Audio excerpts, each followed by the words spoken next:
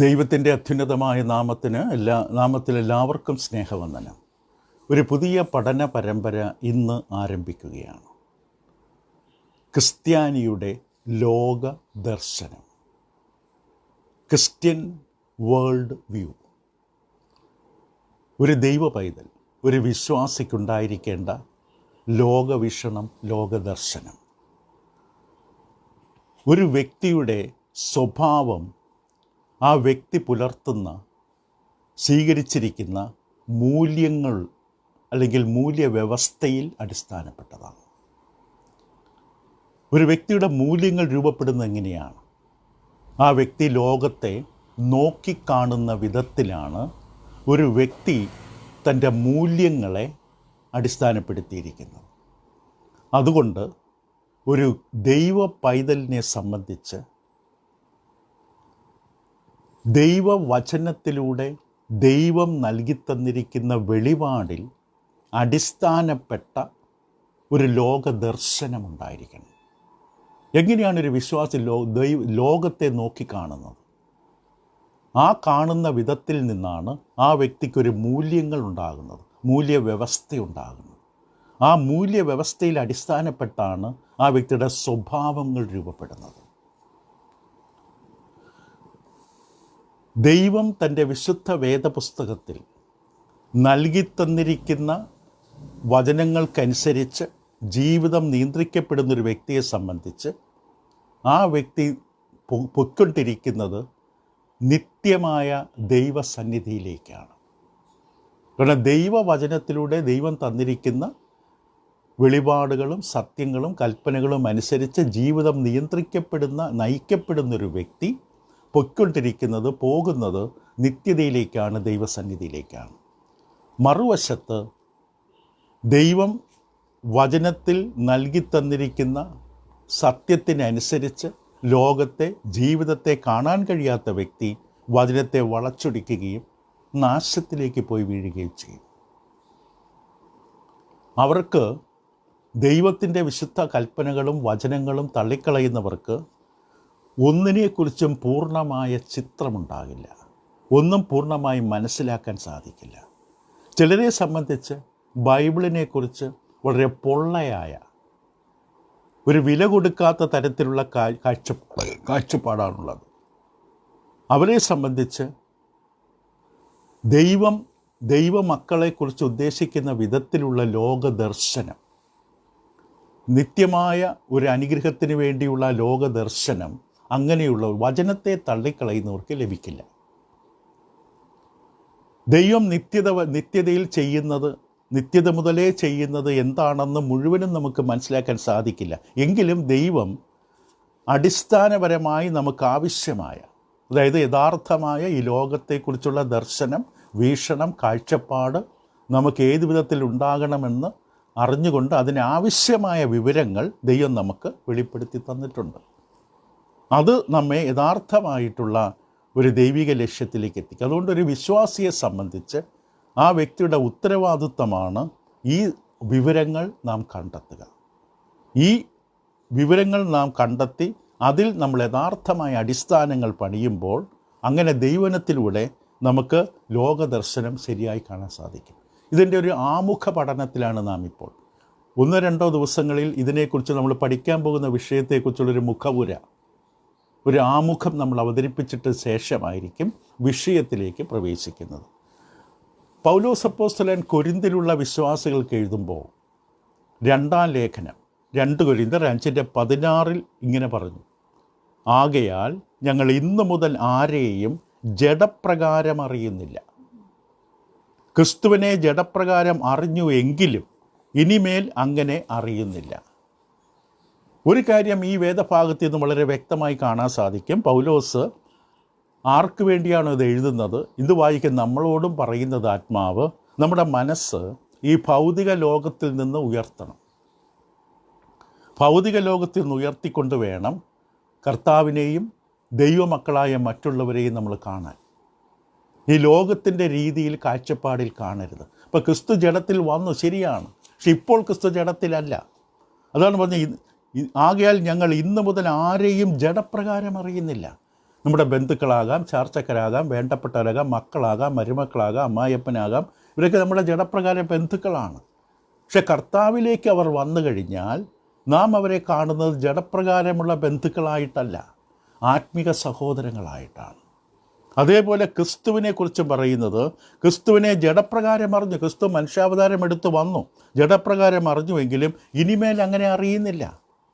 കാരണം ക്രിസ്തു ഇപ്പോൾ ജഡപ്രകാരം ക്രിസ്തുവിനെ ഭൂമിയിൽ കടന്നു വന്നപ്പോഴുള്ള ക്രിസ്തുവിൻ്റെ രൂപവും അവസ്ഥകളുമല്ല നമ്മളിന്ന് ചിന്തിക്കേണ്ടത്. ഇപ്പോൾ ദൈവമക്കളായ ഉള്ളവരുടെ പരസ്പരമുള്ള ബന്ധവും ക്രിസ്തുവിലുള്ള ബന്ധത്തിൽ വേണം ചിന്തിക്കാൻ. ചിലപ്പോൾ അപ്പനാകാം, അമ്മയാകാം, മക്കളാകാം, മരുമക്കളാകാം. അവർ ക്രിസ്തുവിലാണ് എങ്കിൽ ക്രിസ്തുവിലുള്ള ബന്ധമായിരിക്കണം നമ്മൾ അവരെ സമീപിക്കുമ്പോൾ, ഇടപെടുമ്പോൾ നമ്മൾ സൂക്ഷിക്കേണ്ടത്. ക്രിസ്തുവിൻ്റെ രാജാതി രാജാവും കർത്താതി കർത്താവുമാണ്. ഇപ്പോൾ ഇന്ന് നാം ക്രിസ്തുവിനെ അറിയുമ്പോൾ, ചിന്തിക്കുമ്പോൾ നാം കാണേണ്ടത് അതാണ്. പൗലോസ് അപ്പോസ്തലൻ 1 തിമോത്തിയോസ് 6:15 പറഞ്ഞു, അവൻ അക്ഷയനും അദൃശ്യനും രാജാതി രാജാവും കർത്താതി കർത്താവുമാണ്. പിതാവായ ദൈവത്തിൻ്റെ വലതുഭാഗത്ത് സ്വർഗത്തിൽ ഉപവിഷ്ടനാണ്. എഫേസ് ലേഖനം 1:20 മുതൽ 23 വരെ. സകലത്തിനും തലയായി വെച്ചിരിക്കുകയാണ്. എഫേസർ 1:22. ഇപ്പോൾ നാം കർത്താവിനെ അറിയേണ്ടത് ഇപ്പോൾ ആ മഹിമയുടെ തേജസ്സിലിരിക്കുന്ന, സ്വർഗത്തിലിരിക്കുന്ന കർത്താവിനെയാണ് നാം കാണേണ്ടത്. അല്ല, ഭൂമിയിൽ കടന്നു വന്ന കർത്താവിലല്ല. അതുകൊണ്ടാണ് നമ്മളിന്ന് കർത്താവിനെ ജഡപ്രകാരം അറിയുന്നില്ല എന്ന് പൗലോസ് പറഞ്ഞത്. അപ്പോൾ നമ്മുടെ ചിന്താഗതി ഈ ഭൂമിയിലെ പരിമിതമായ അവസ്ഥകളിൽ നമ്മൾ ഉയർത്തണം. അത് ഈ ഭൗതികമായ ലോകത്തിൻ്റെ ഈ ചുറ്റുപാടുകളിൽ നിന്ന് നമ്മുടെ മനസ്സിനെ ഉയർത്തണം. നാം ഈ ഭൗതിക ലോകത്തിൽ പരിമിതപ്പെട്ടിരിക്കുകയാണ്. ഈ ലോകത്തിൽ നാം ജീവിക്കുകയാണ്. നമുക്ക് തൊട്ടറിയാവുന്ന കാര്യങ്ങളും നമ്മുടെ ജീവിതത്തിൽ സംഭവിച്ച, ചരിത്രപരമായി സംഭവിച്ച കാര്യങ്ങളുമൊക്കെയാണ് നമ്മുടെ ചുറ്റുമുള്ളത്. പക്ഷെ അവിടെ നിന്ന് നമ്മുടെ മനസ്സിനെ ഉയർത്തണം. യഥാർത്ഥമായ ദൈവിക വീക്ഷണം, ഒരു ദൈവ പൈതലിനുണ്ടായിരിക്കേണ്ട യഥാർത്ഥ ലോക ദർശനമുണ്ടാകുവാൻ ഈ ഭൗതികമായ ചട്ടക്കൂട്ടിൽ നിന്ന്, ഭൗതികമായ ലോകത്തിൻ്റെ ബന്ധനങ്ങളിൽ നിന്ന് അതിൽ നമ്മുടെ മനസ്സ്. അതുകൊണ്ടാണ് പൗലോസ് അപ്പോസ്തലൻ കൊലോസ്യർക്കെതിരെ ലേഖനത്തിൻ്റെ 3-ാം അധ്യായം, കൊലോസ്യർക്കെതിരെ ലേഖനത്തിൻ്റെ 3-ാം അധ്യായത്തിൻ്റെ 2-ാം വാക്യത്തിൽ ഇങ്ങനെ പറയുകയുണ്ടായി, ഭൂമിയിലുള്ളതല്ല ഉയരത്തിലുള്ളത് തന്നെ ചിന്തിപ്പിൻ. അപ്പോൾ നമ്മുടെ മനസ്സ് ഉന്നതമായ, നിത്യമായ, ഉയരത്തിലുള്ളതിലേക്ക് നമ്മുടെ മനസ്സിനെ ക്രമീകരിക്കണം. ഈ പഠനത്തിൽ നമ്മൾ ആമുഖമാണ് എങ്കിൽ പോലും ആമുഖമായി പറയുകയാണ്, ഒരു വിശദമായ ഓരോ പാഠങ്ങൾ നമ്മൾ പ്രവേശിക്കുന്നതാണ്. അതുകൊണ്ട് ഈ പഠനത്തിൽ നാം ചെയ്യാൻ പോകുന്നതാണ്, ഈ ലോകത്തിൽ നിന്ന് ഭൗതികമായ അവസ്ഥയിൽ നമ്മുടെ മനസ്സിനെ ആത്മീകമായ അവസ്ഥയിലേക്ക് ഉയർത്താൻ പോവുകയാണ്. ഈ ഭൗതിക ലോകത്തിനും പുറമെ മുകളിലുള്ള ഉന്നതമായിരിക്കുന്ന ആത്മീക ലോകത്തിലേക്ക്. അപ്പോൾ ഈ പഠനത്തിലുള്ള പ്രശ്നമെന്ന് പറയുന്നത്, നമ്മൾ സംസാരിക്കാൻ പോകുന്ന, ചിന്തിക്കാൻ പോകുന്ന വിഷയങ്ങളെക്കുറിച്ച് വളരെ പരിമിതമായ വെളിപാടുകൾ. ഉദാഹരണത്തിന് സ്വർഗം, നരകം, ആത്മാവ്, പ്രാണൻ, നിത്യത, മരണാനന്തരം, മരണത്തിനും ഉയർപ്പിനും ഇടയ്ക്കുള്ള അവസ്ഥ, ഇങ്ങനെയുള്ള വിഷയങ്ങളെക്കുറിച്ച് വളരെ പരിമിതമായ അറിവുകളെ ദൈവം നമുക്ക് വെളിപ്പെടുത്തി തന്നിട്ടുള്ളൂ. വെളിപ്പെടുത്തിയിട്ടുള്ളത് പലതും നമ്മൾ പെട്ടെന്ന് മനസ്സിലാക്കാൻ കഴിയാത്തതാണ്. കാരണം നമുക്ക് അനുഭവമില്ല. മരണം എന്താണെന്ന് നമ്മൾ എത്ര പ്രസംഗിച്ചാലും മരണം എന്തെന്ന് മരിക്കുന്ന ഒരാൾക്കല്ലാതെ വേറെ ആർക്കും അറിയാൻ പറ്റില്ല. നിത്യത എന്താണെന്ന് നിത്യതയെക്കുറിച്ച് കണ്ടറിവുള്ള ഒരാൾക്ക് മാത്രമേ അറിയാൻ പറ്റൂ. നരകം എന്താണെന്ന് നരകത്തിൽ പോയി വീണ ഒരു മനുഷ്യന് മാത്രമേ അതിനെക്കുറിച്ച് പറയാൻ പറ്റൂ. ഇവിടെ നമുക്ക് അനുഭവമില്ലാത്ത വിഷയങ്ങളാണ്. എങ്കിലും നാം അറിയേണ്ട കാര്യങ്ങൾ ദൈവം നമുക്ക് തീർച്ചയായിട്ടും അറിയിച്ചു. അപ്പോൾ ഈ പഠനത്തിൻ്റെ ഉദ്ദേശമെന്ന് പറയുന്നത് യഥാർത്ഥ ശരിയായ ലോകദർശനം നമുക്കുണ്ടാകണം. ശരിയായ ലോകദർശനം. ഈ ഭൗതിക ലോകത്തിൻ്റെ ഈ ചട്ടക്കൂട്, ഒരു ബന്ധിക്കപ്പെട്ട് കിടക്കുന്ന അവസ്ഥയിൽ നമ്മുടെ മനസ്സിനെ ഉയർത്തണം. എല്ലാ മനുഷ്യർക്കും അവരുടേതായ ലോകവീക്ഷണങ്ങൾ ഉണ്ടാകാം. പക്ഷെ ഒരു ദൈവ പൈതലിനെ സംബന്ധിച്ച് ആ ദൈവ പൈതലിൻ്റെ ലോകദർശനം ദൈവത്തിൻ്റെ വിശുദ്ധ വെളിപാടായ വചനപ്രകാരമായിരിക്കണം. നമ്മൾ ജീവിക്കുന്ന സംസ്കാരം രൂപപ്പെടുത്തുന്നതാകരുത് ലോകദർശനം. നമ്മൾ ജീവിക്കുന്ന സംസ്കാരങ്ങളും രാജ്യങ്ങളും നമ്മുടെ മറ്റു പല കാര്യങ്ങളും ആയിരിക്കരുത് നമ്മുടെ ലോകദർശനത്തെ നിയന്ത്രിക്കേണ്ടത്. നാം ശരിക്കും ഓരോ സംസ്കാരത്തെ ജീവിക്കുന്നവരാണ്, സംശയമില്ല. അതുകൊണ്ട് ഈ സംസ്കാരത്തിൽ ജീവിക്കുമ്പോഴും നിരന്തരം ഒരു പോരാട്ടം നമുക്കുണ്ടാകും നമ്മുടെ ലോകദർശനത്തെക്കുറിച്ച്. അപ്പോൾ ഈ പോരാട്ടത്തിൽ നമ്മൾ വളരെയധികം ശ്രദ്ധിക്കേണ്ടത് നമ്മൾ ലോകത്തെ നോക്കിക്കാണുന്നത്, അതാണ് ലോകദർശനം. ലോകത്തെ നോക്കിക്കാണുന്നത് ദൈവിക വെളിപാടുകൾക്കനുസരിച്ചായിരിക്കണം. ദൗർഭാഗ്യവശാൽ അനേകങ്ങൾ അവർ ജീവിക്കുന്ന ലോകത്തിൻ്റെ ചിന്തകളും കാഴ്ചപ്പാടുകളിൽ അതിനാൽ വഴിപ്പെടുകയാണ്, വിഴുങ്ങിപ്പോവുകയാണ്. അവർക്ക് അതിനപ്പുറം ചിന്തിക്കാൻ പറ്റുന്നില്ല. പക്ഷേ നമ്മുടെ ഈ പഠനത്തിൽ, ദൈവവചനത്തിൽ അടിസ്ഥാനപ്പെട്ട പഠനത്തിൽ നമ്മുടെ ഉദ്ദേശമെന്ന് പറയുന്നത് എന്താണ് യാഥാർത്ഥ്യം, എന്താണ് യാഥാർത്ഥ്യം എന്നുള്ളത്. ഈ കർട്ടൻ്റെ പുറകിൽ, ഈ ഭൗതിക ലോകത്തിനും അപ്പുറം ഉള്ള യാഥാർത്ഥ്യങ്ങൾ എന്താണ്, സൃഷ്ടാവായി ദൈവം വെളിപ്പെടുത്തിയ സത്യങ്ങൾ എന്താണ്, അത് നമ്മൾ പഠിക്കുകയും ധ്യാനിക്കുകയും അതിൻ്റെ അടിസ്ഥാനത്തിൽ നമ്മുടെ വിശ്വാസ സംഹിത രൂപപ്പെടുകയും ഒരു യഥാർത്ഥ കാഴ്ചപ്പാടുണ്ടാകുകയും ചെയ്യണം. അതിനാണ് നമ്മൾ ഈ പഠനം ക്രമീകരിച്ചിരിക്കുന്നത്. അപ്പം അതിന് സൂക്ഷ്മതയേറിയ ഒരു പരിശോധന ദൈവം വചനത്തിലൂടെ വെളിപ്പെടുത്തിയ ഈ വിഷയങ്ങളെക്കുറിച്ചുള്ള സത്യങ്ങളിൽ നമുക്ക് വേണം. ഇപ്പോൾ ലോകദർശനമെന്ന് പറയുന്നത് നമ്മുടെ അടിസ്ഥാന വിശ്വാസങ്ങൾ ചേരുന്നതാണ്. എന്താണ് സത്യമെന്ന്, യാഥാർത്ഥ്യമൊക്കെ ഓരോരുത്തർക്കും ഓരോ ധാരണകളുണ്ട്. എന്താണ് യാഥാർത്ഥ്യം, എന്താണ് സത്യം? ചിലപ്പോൾ അത് ബോധാവസ്ഥയിലും ഉപബോധാവസ്ഥയിലും ഉണ്ടാകും. ഇപ്പോൾ നമ്മുടെ ഉപബോധാവസ്ഥയിൽ ചില കാര്യങ്ങൾ ബുദ്ധിമുട്ടായിട്ട് തോന്നുമെങ്കിലും ഇത് നമ്മൾ ആമുഖമാണ്. പിന്നീട് ഓരോ അധ്യായത്തിലേക്ക് പ്രവേശിക്കും. 2-3 ക്ലാസ്സുകൾ ആമുഖം അവതരിപ്പിച്ചതിന് ശേഷം, പ്രത്യേകിച്ച് 3-ാമത്തെ ക്ലാസ് മുതൽ നമ്മൾ ഓരോ അധ്യായങ്ങളിലൂടെ പ്രവേശിക്കും. ഓരോ വിഷയങ്ങൾ വിശദമായി ചിന്തിക്കും. അതുകൊണ്ട് ഈ ആമുഖം അല്പം ബുദ്ധിമുട്ടായിട്ട് തോന്നിയാലും ക്ഷമയോടുകൂടി ആയിരിക്കാൻ ശ്രദ്ധിക്കുക. അപ്പോൾ നമ്മുടെ ജീവിതത്തിൽ പല അനുഭവങ്ങളുണ്ടാകും, പലതരത്തിലുള്ള സംഭവങ്ങളുണ്ടാകും. ഇതിൽ നിന്നൊക്കെ ആയിരിക്കും നമുക്ക് ഓരോ ധാരണകൾ രൂപപ്പെട്ടു വരുന്നത്.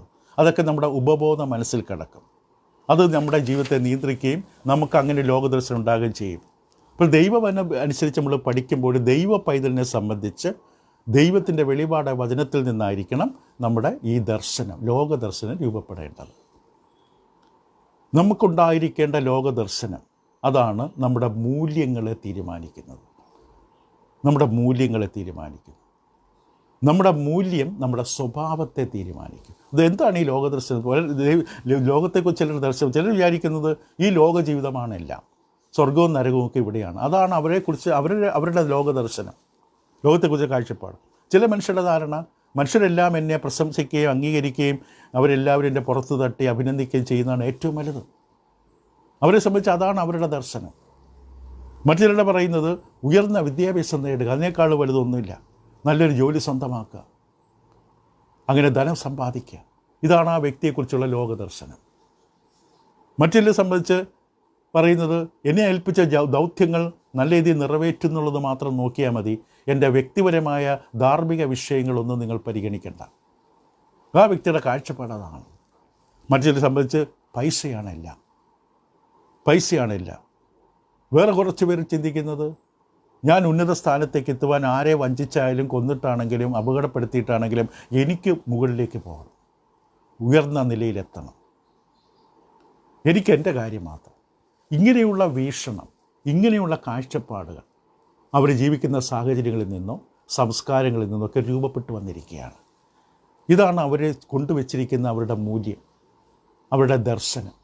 ഈ ദർശനം രൂപപ്പെട്ടത് അവർ കൊടുത്തിരിക്കുന്ന മൂല്യമാണ്.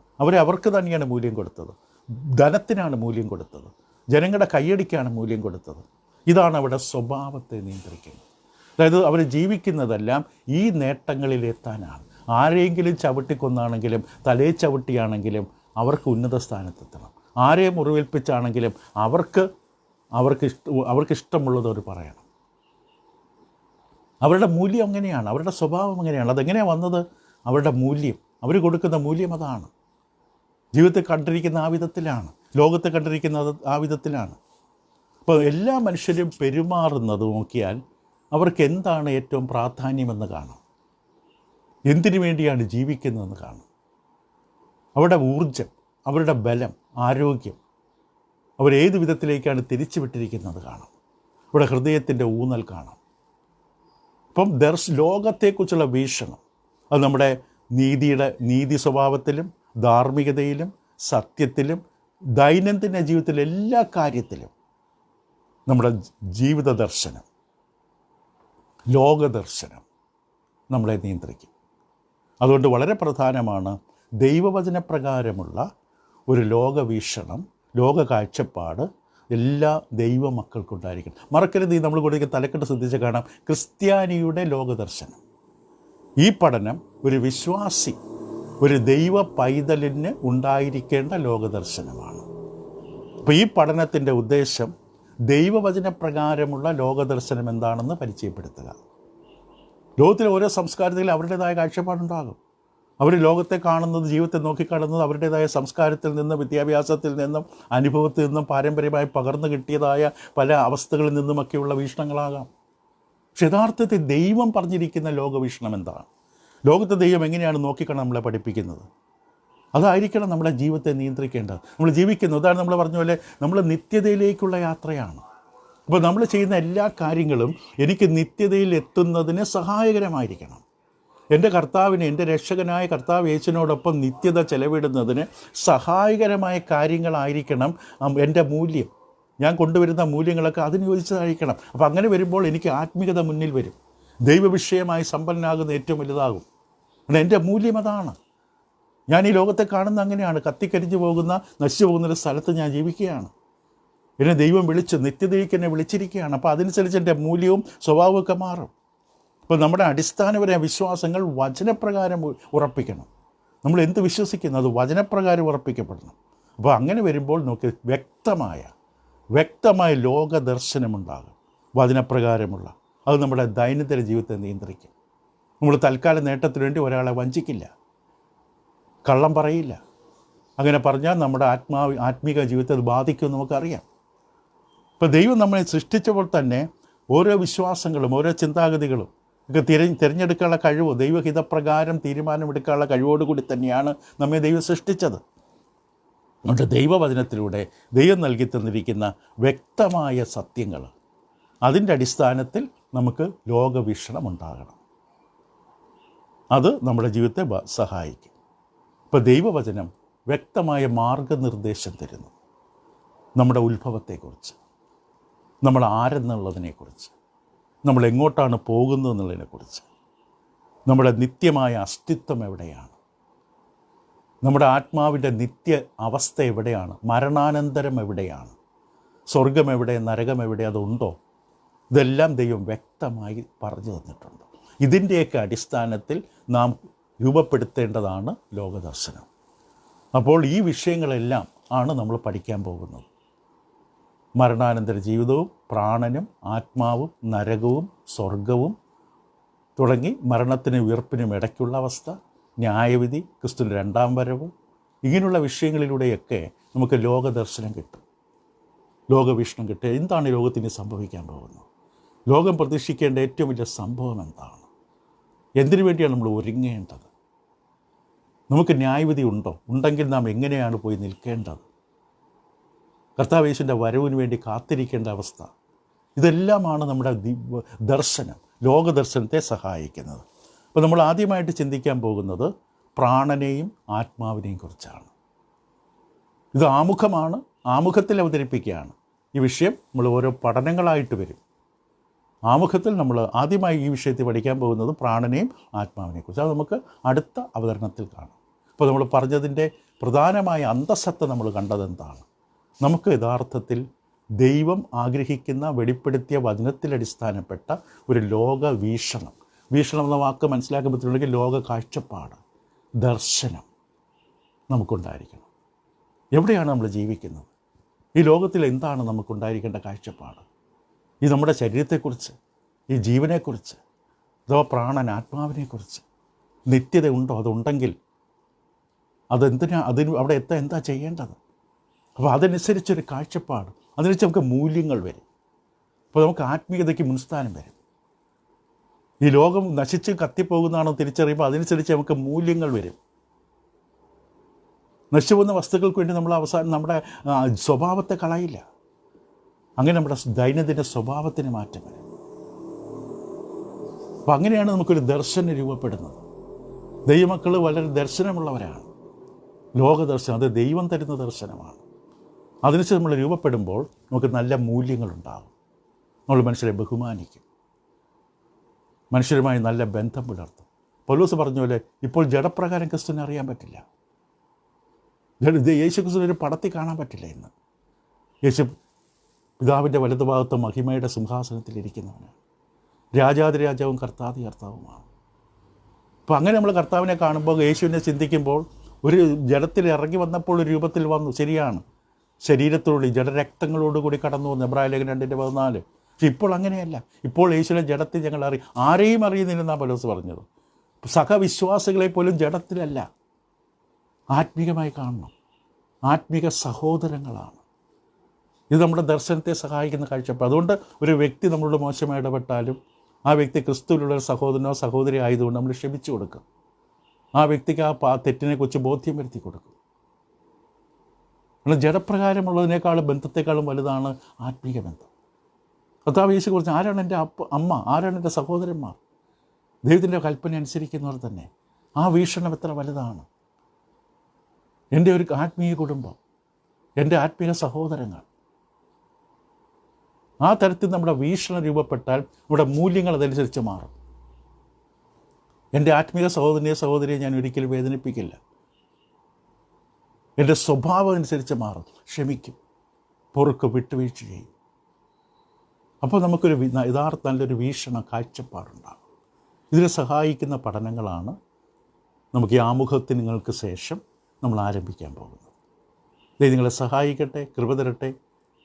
ദൈവനം പഠിക്കുക, ദൈവത്തിൻ്റെ കൃപ ആവശ്യമായിരിക്കുന്ന ഒരു സംരംഭമാണ്.